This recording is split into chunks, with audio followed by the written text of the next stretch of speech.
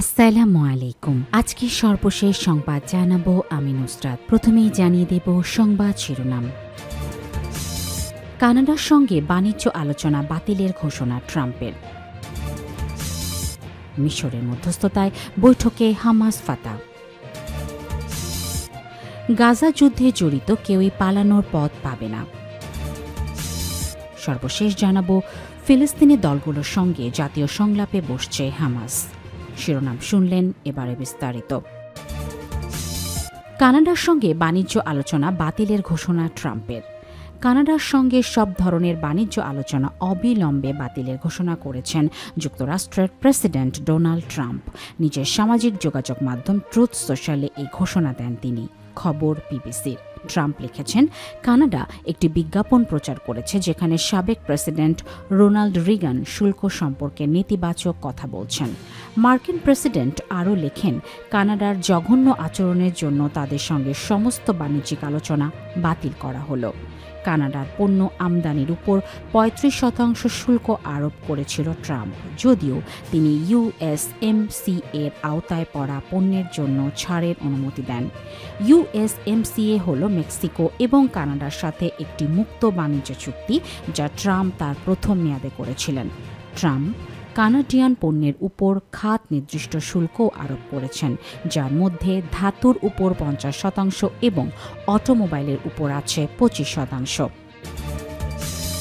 মিশরের মধ্যস্থতায় বৈঠকে Hamas Fattah. রাজনৈতিক প্রতিপক্ষ ফাতার সঙ্গে বৈঠক করেছেন ফিলিস্তিনি প্রতিরোধ আন্দোলন ও গাজা উপত্যকা নিয়ন্ত্রণকারী সশস্ত্র রাজনৈতিক গোষ্ঠী হামাস। মিশরের উদ্বেগ এবং মধ্যস্থতায় বৃহস্পতিবার ২৩ অক্টোবর কায়রোতে এই বৈঠক হয় বলে এক প্রতিবেদনে জানিয়েছে এএফপি। বৈঠকের সঙ্গে সংশ্লিষ্ট একটি সূত্রের বরাত দিয়ে এএফপি জানিয়েছে, গাজার বর্তমান পরিস্থিতি এবং সেখানে যুদ্ধবিরতির সম্ভাব্য দ্বিতীয় পর্যায় নিয়ে বৈঠক হয়েছে হামাস ও ফাতাহ নেতাদের মধ্যে। সেই সঙ্গে ফিলিস্তিনের জাতীয় স্বার্থকে অগ্রাধিকার দিয়ে ভবিষ্যতে এমন আরও বৈঠক করার ব্যাপারে ঐকমত্যে পৌঁছেছেন দুই গোষ্ঠীর নেতারা। মিশরের সংবাদ মাধ্যম আল কাহিরা নিউজের প্রতিবেদনে এক বৈঠক সম্পর্কে বলা হয়েছে, গাজায় যুদ্ধবিরতির মধ্যে স্বাধীন ফিলিস্তিনি রাষ্ট্র প্রতিষ্ঠার দাবি নতুন মাত্রা পেয়েছে। সেই দাবি অর্জনের লক্ষ্যে রাজনৈতিকভাবে অগ্রসর হওয়ার প্রারম্ভিক প্রস্তুতি হিসাবে এই বৈঠক করেছেন ফাতাহ ও হামাসের নেতারা। এদিকে যখন হামাস ও ফাতার মধ্যে বৈঠক চলছিল, সে সময় ফিলিস্তিনের অন্যান্য রাজনৈতিক দলগুলোর সঙ্গে বৈঠক করেছেন মিশরের রাষ্ট্রীয় গোয়েন্দা বিভাগের প্রধান হাসান রাশাদ। হাসান রাশাদের সঙ্গে বৈঠকে অন্যান্য ফিলিস্তিনি দলের পাশাপাশি হামাসের মিত্র সশস্ত্র গোষ্ঠী প্যালেস্টিনাইন ইসলামিক জিহাদ এবং পশ্চিম তীরের ক্ষমতাসীন জোট ফিলিস্তিনি কর্তৃপক্ষের প্যালেস্টিনিয়ান অথরিটি পিএ অন্তর্ভুক্ত সশস্ত্র দল Democratic Front for Liberation of Palestine এবং Popular Front for the Liberation of প্যালেস্টাইনের প্রতিনিধিরাও ছিলেন। এর আগে ২০২৪ সালে চীনের মধ্যস্থতায় বেইজিংয়ে বৈঠক করেছিলেন হামাস এবং ফাতার নেতারা, তবে শেষ পর্যন্ত কোনো সিদ্ধান্ত ছাড়াই সেই বৈঠক শেষ হয়। গাজা যুদ্ধে জড়িত কেউই পালানোর পথ পাবে না। গাজা যুদ্ধের সময় ইইউ কেবল ফিলিস্তিনিদের বিরুদ্ধে সংগঠিত অপরাধের সঙ্গেই জড়িত ছিল না, বরং এখন মার্কিন প্রেসিডেন্টের প্রস্তাবিত তথাকথিত গাজা শান্তি পরিকল্পনার অজুহাতে তারা ইসরায়েলকে শাস্তি দেওয়ার দায়িত্ব এড়াতে চাইছে। বুধবার ২২ অক্টোবর ব্রিটিশ সংবাদ মাধ্যম দ্য গার্ডিয়ানের এক নিবন্ধে এমন কথা বলা হয়েছে। গার্ডিয়ানের বিশ্লেষক নাতালি টুচি এক নিবন্ধে গাজা ইহুদিবাদী ইসরায়েলের অপরাধযজ্ঞে ইউরোপ এবং যুক্তরাষ্ট্রের ভূমিকা নিয়ে সমালোচনামূলক আলোচনা করেছেন এবং এই নিষ্ক্রিয়তা ও সহযোগিতার নিন্দা করেছেন। তিনি লিখেছেন, গাজায় এই শতাব্দীর সবচেয়ে বিপর্যয়কর মানবিক সংকটের মুখে পশ্চিমা শক্তিগুলো, বিশেষ করে ইউরোপীয় ইউনিয়ন এবং যুক্তরাষ্ট্রের নীরবতা ও নিষ্ক্রিয়তা কেবল প্রশ্নবিদ্ধই নয়, স্পষ্টত উদ্বেগজনকও। শিশু ও নারীসহ হাজার হাজার বেসামরিক ফিলিস্তিনি ইহুদিবাদী ইসরায়েলের অবিরাম আক্রমণের শিকার হলেও পশ্চিমা প্রতিক্রিয়ার এই অপরাধগুলোকে কেবল বৈধতাই দেয়নি, বরং প্রতিরোধমূলক ব্যবস্থা হিসেবেই বেশি ভূমিকা পালন করেছে। চারিতা ও নৈতিক পতন। দ্য গার্ডিয়ানের শীর্ষস্থানীয় এই বিশ্লেষক গাজায় যুদ্ধবিরতির প্রথম পর্যায়ের বাস্তবায়নের কথা উল্লেখ করে ইউরোপকে এমন এক খেলোয়াড় হিসেবে উল্লেখ করেছেন যারা অপরাধ বন্ধে সক্রিয় ভূমিকা পালন করার পরিবর্তে যুদ্ধবিরতিকে তার নৈতিক ও আইনি দায়িত্ব এড়িয়ে যাওয়ার অজুহাত হিসেবে ব্যবহার করেছে, নিষ্ক্রিয়তা থেকে অপরাধে জড়ানো। নাতালি টুচি সঠিকভাবে ইউক্রেন যুদ্ধ ও গাজা যুদ্ধের প্রতি ইউরোপের আচরণের স্পষ্ট দ্বন্দ্ব তুলে ধরেছেন। তিনি লিখেছেন, ইউরোপ দৃঢ়তার সঙ্গে রাশিয়ার বিরুদ্ধে নিষেধাজ্ঞা আরোপ করে, কিন্তু ইসরায়েলের বিরুদ্ধে প্রতীকী চাপ প্রয়োগ করতেও অস্বীকার করে। শান্তি পরিকল্পনা নাকি পালানোর পথ?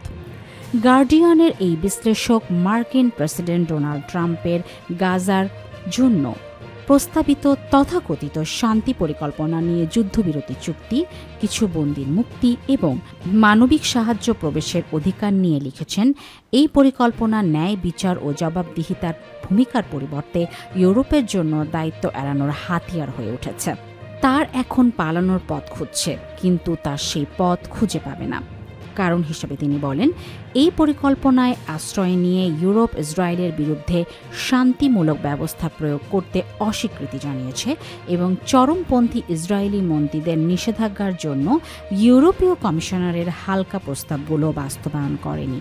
নাটালি টুচি বলেছেন, মানবাধিকার ও ন্যায় বিচার রক্ষার দাবিদার এমন একটি বিশ্বে গণহত্যা এবং মানবতা বিরোধী অপরাধের বিরুদ্ধে নিষ্ক্রিয়তা কেবল অযৌক্তিকই নয়, বরং এর অপরাধীদের সঙ্গে স্পষ্ট সহযোগিতাও।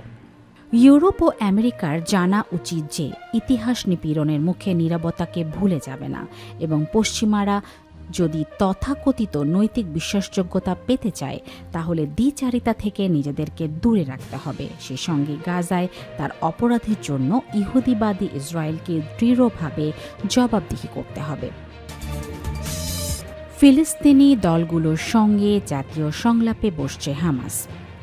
ফিলিস্তিনি প্রতিরোধ আন্দোলন হামাস জানিয়েছে তারা সব ফিলিস্তিনি দলগুলোর সঙ্গে একটি জাতীয় সংলাপে বসতে যাচ্ছে। বৃহস্পতিবার 23 অক্টোবর তুরস্কের বার্তা সংস্থা আনাদোলুকে দেয়া এক সাক্ষাৎকারে হামাসের মুখপাত্র হাজেম কাশেম কথা বলেন। হাজেম কাশেম জানিয়েছেন, তারা খোলা মনে ফিলিস্তিনি কর্তৃপক্ষ এবং অন্যান্য জাতীয় শক্তির প্রতি হাত বাড়িয়ে জাতীয় সংলাপ এগিয়ে যাচ্ছে। তিনি জোর দিয়ে বলেন, কর্তৃপক্ষ ফিলিস্তিনি প্রতিষ্ঠানগুলোর মধ্যে একটি যাকে এড়িয়ে যাওয়া যায় না। কাশেম কর্তৃপক্ষকে গাজায় বিদ্যমান জাতীয় ঐক্যমত্যের সাথে সামঞ্জস্যপূর্ণ হতে এবং খোলা মনে সংলাপে আসার আহ্বান জানান। এটি জাতীয় ঐক্যের এবং সংকীর্ণ দলীয় স্বার্থের চেয়ে জাতীয় স্বার্থকে অগ্রাধিকার দেওয়ার সময় বলে উল্লেখ করেন। তিনি সতর্ক করে বলেন, বর্তমান সময় কেবল হামাসের জন্যই নয়, বরং গাজার পশ্চিম তীরের সমগ্র ফিলিস্তিনি জনগণের জন্য বিপজ্জনক। হামাসের মুখপাত্র গাজার যুদ্ধবিরতি চুক্তি সকল বিবরণ বাস্তবায়নের জন্য আন্দোলনের পূর্ণ প্রতিশ্রুতি পুনর্ব্যক্ত করেছেন। মধ্যস্থতাকারীদের প্রতি আহ্বান জানান ইসরায়েল যাতে চুক্তিতে রাজি হয় সে ব্যাপারে চাপ অব্যাহত রাখতে। তিনি বলেন, হামাস চুক্তিটি সম্পন্ন করার জন্য 24 ঘণ্টা আলোচনা করছে এবং যা সম্মত হয়েছে তা বাস্তবায়নের জন্য গুরুত্বপূর্ণ পদক্ষেপ নিচ্ছে। কাশেমের মতে হামাস তুরস্ক, মিশর এবং কাতার থেকে স্পষ্ট নিশ্চয়তা পেয়েছে, পাশাপাশি মার্কিন যুক্তরাষ্ট্রের কাছ থেকে সরাসরি আশ্বাসও পেয়েছে যে যুদ্ধ কার্যকরভাবে শেষ হয়েছে এবং চুক্তির শর্তাবলী বাস্তবায়নের মাধ্যমে এর সম্পূর্ণ সমাপ্তির নিশ্চয়তাও পেয়েছে।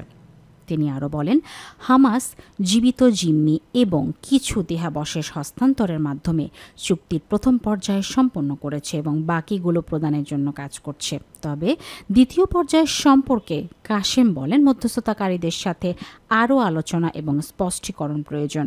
কাশেম জোর দিয়ে বলেন, হামাসের মূল লক্ষ্য গাজা উপত্যকায় ফিলিস্তিনি জনগণের বিরুদ্ধে যুদ্ধের একটি সম্পূর্ণ এবং স্থায়ী সমাপ্তি অর্জন করা।